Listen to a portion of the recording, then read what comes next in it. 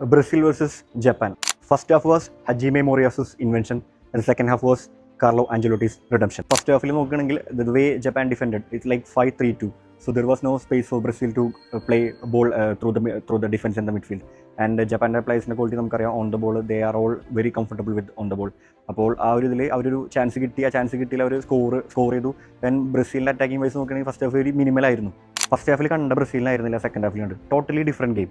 So ഒരു low block എന്ന് ഞാൻ പറയുന്നില്ല. ജപ്പാൻ ഡിഫെൻഡ് ചെയ്ത ഒരു വേല അവരെ ബീറ്റ് ചെയ്യണമെന്നുണ്ടെങ്കിൽ they have to put crosses in from both flanks. പക്ഷേ ക്രോസസ് ചെയ്യുമ്പോൾ ആ ബോൾ അറ്റാക്ക് ചെയ്യാനുള്ള പ്ലേയേഴ്സ് ബോക്സിനകത്ത് വേണം. So Brazil did that. So അതുപോലെയാണ് ഫസ്റ്റ് ഗോൾ ബ്രസീലിലെ ഈക്വലൈസർ വന്നത്. ക്രോസ് വരുന്നു, കസമിറോ ഓൾറെഡി അറിയാം, ഏരിയയിൽ പുള്ളി അത്രയും എബിലിറ്റി ഉള്ള പ്ലെയറാണ്. ഗോൾ അടിക്കും. ബ്രസീലിൻ്റെ ഒരു അപ്രോച്ച് മാറിയെന്ന് നമുക്കൊരു സർക്കാസ്റ്റിക്കലി പറയാം, ആഞ്ചലോട്ടി പുരികം പൊക്കിയതുകൊണ്ടാണെന്നുള്ളത്. സോ അതുപോലെ തന്നെ ആയിരുന്നു നടന്നത്. And the substitutions he made. Paqueta first half was totally dead. പക്കറ്റയെ മാറ്റി എൻട്രിക്കിന് കൊടുത്തു. Endrick was creating some problems on the right side. And second goal വന്നത് അങ്ങനെ തന്നെ ഒരു മനോഹരമായ ഒരു പാസ്. ബട്ട് അതൊരു ലാക്ക് ഓഫ് അവയർനെസ് ആണെന്ന് പറയാം. Sugawara number 2. So Martinelli ball receive ചെയ്യുന്നു and a good finish. And one player എടുത്ത് പറയേണ്ട ഒരു പ്ലെയർ എന്ന് പറഞ്ഞാൽ Bruno Guimaraes. He was performing really well. 4 assist ആയിപ്പോൾ തന്നെ. So Brazil played a wonderful game in the second half. Totally മൊറിയാസുവിൻ്റെ തന്ത്രങ്ങളെയും ജപ്പാനെയും എന്താ പറയുക ഒരു ഓവർകം ചെയ്തൊരു ടാക്ടിക്സ് ആയിരുന്നു Brazil. They played a wonderful game and Brazil qualified to the round of 16. Germany versus Paraguay match വന്നപ്പോൾ തന്നെ ഓൾമോസ്റ്റ് നമുക്ക് എല്ലാവർക്കും ഉറപ്പായിരുന്നു ജർമ്മനി ഈസി കേക്ക് ഒക്കെ ആയിരിക്കും. ഇന്നത്തെ ഫിക്സ്റ്റേഴ്സിൽ ഏറ്റവും സിമ്പിളായിട്ട് ജയിക്കാൻ പോകുന്ന ജർമ്മനി ആയിരിക്കും. പക്ഷേ അതിന് വ്യത്യസ്തമായ രീതിയിൽ ഏറ്റവും വലിയ അപ്സെറ്റ് ആയിരുന്നു സംഭവിച്ചത്. നമുക്ക് പാരഗ്വേ ടീം എടുത്ത് നോക്കി കഴിഞ്ഞാൽ ടോപ്പ് 5 ലീഗ് കളിക്കുന്ന വലിയ പ്ലേയേഴ്സ് ഒന്നുമില്ല. ആകെ 2 പ്ലേയേഴ്സ് ഉള്ളൂ. ബാക്കി എല്ലാവരും അർജന്റീൻ ലീഗ് അല്ലെങ്കിൽ ബ്രസീൽ ലീഗ് കളിക്കുന്ന players. But the way they defended, അവർ ഡിഫെൻഡ് ചെയ്തു. കൗണ്ടർ അറ്റാക്കിൽ ഗോൾ സ്കോർ ചെയ്യാൻ ശ്രമിച്ചു. ഫസ്റ്റ് ഗോൾ എൻസിസ് സ്കോർ ചെയ്യുന്നു. സെക്കൻഡ് ഗോൾ അതുപോലെ തന്നെ ജർമ്മനി അറ്റാക്ക് ചെയ്തുകൊണ്ടിരിക്കുന്നു. ആൻഡ് അവർ കൈ ഹാവർട്സിലൂടെ അവർ സമനില ഇടുന്നു. പക്ഷേ എടുത്തു വരേണ്ട ഒരു പ്ലെയർ ഉണ്ട്. അയാൾ ഒരു 6 മാസം മുമ്പ് വരെ പാരഗ്വേ ടീമിന് ഡെബ്യൂ ചെയ്തിരുന്നില്ല. And he is the one who score the winning penalty. His name is Jose Maria Canale.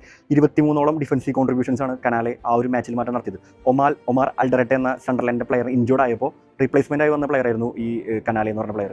Manual noir അവരെ തിരിച്ചു കൊണ്ടുവരാൻ നോക്കിയെങ്കിലും ദ ഹില്ലിൻ്റെ സേവുകൾ കൊണ്ടും പാരഗ്വേയുടെ ഒരു റെസിലിയൻസ് കൊണ്ടും പാരഗ്വേ ഒരു അട്ടിമറി, ഒരു ഷോക്കിംഗ് റിസൾട്ട് ആയിരുന്നു. ജർമ്മനി പോലൊരു ടീമിനെ അട്ടിമറിച്ചുകൊണ്ട് പാരഗ്വേ ക്വാളിഫൈ ആയിരിക്കുന്നു. ആൻഡ് നമുക്കൊരു ടീമിനെ എഴുതി തള്ളാൻ പറ്റില്ല എന്നുള്ളൊരു ഉദാഹരണമാണ് പാരഗ്വേയുടെ performance. Actually game of the day നമുക്ക് എല്ലാവർക്കും അറിയുന്ന പോലെ ആയിരുന്നു Netherlands versus Morocco. Pre match പ്രഡിക്ഷനിലൊക്കെ നെതർലാൻഡ്സ് കപ്പെടുക്കുമെന്ന് പ്രവചിച്ച ആൾക്കാരുന്നു. പ്രവചനങ്ങളെല്ലാം തെറ്റിച്ചുകൊണ്ടായിരുന്നു മത്സരത്തിൻ്റെ ഒരു ഗതിയിൽ ഒരുപാട് നല്ല മുഹൂർത്തങ്ങൾ രണ്ട് ടീമുകളും ക്രിയേറ്റ് ചെയ്തിരുന്നു. ആൻഡ് വെരി ഇമോഷണൽ മൊമെൻ്റ് ആയിരുന്നു. കൂടി ഗ്യാക്പോ ഗോൾ അടിച്ചപ്പോൾ ഓൾറെഡി പുള്ളിക്കാരൻ്റെ ഒരു ന്യൂ ബോൺ കുട്ടി മരിച്ചിരുന്നു. So that was very emotional moment. He score the goal. But ആ മൊമെന്റം കീപ്പ് ചെയ്യാൻ പറ്റില്ല. Wonderful cross coming from the left flank. And ആ ബോൾ ഇസഡിയോപ്പ് മനോഹരമായ രീതിയിൽ ഹെഡ് ചെയ്ത് ഗോൾ അടിച്ചു. ഇസഡിയോപ്പ് അഗൈൻ ഈ ഒരു വർഷമാണ് he choose to represent Morocco. He was playing for France under age categories. And പെനാൽറ്റിയിലേക്ക് വരുമ്പോൾ ഞാൻ ഈ റീസെൻ്റ്ലി കണ്ട വേഴ്സ്റ്റ് പെനാൽറ്റി എന്ന് പറയാം. അത് ഇൻ ടൈംസ് ഓഫ് കിക്ക് എത്രയും ഒരു വേഴ്സ്റ്റ് ആയിട്ടുള്ള കിക്കുകളായിരുന്നു. ഇരു ടീമിലെ പ്ലേയേഴ്സ് ഉണ്ട്, ഒരു ടീമിലെ മാത്രമല്ല. We all know that what Bono is capable in penalties. So he saved one. But actually പുറത്തേക്ക് അടിച്ച ഷോട്ടൊക്കെ നോക്കി കഴിഞ്ഞാൽ വെരി റാൻഡം ആയിട്ടുള്ള ഷോട്ടുകളായിരുന്നു. വീണ്ടും ഒരു വേൾഡ് കപ്പ് ഇല്ലാതെ ഡച്ച് വടക്ക് തിരിച്ചു പോകേണ്ടി വരുന്നു. And Morocco qualified to the round of 16.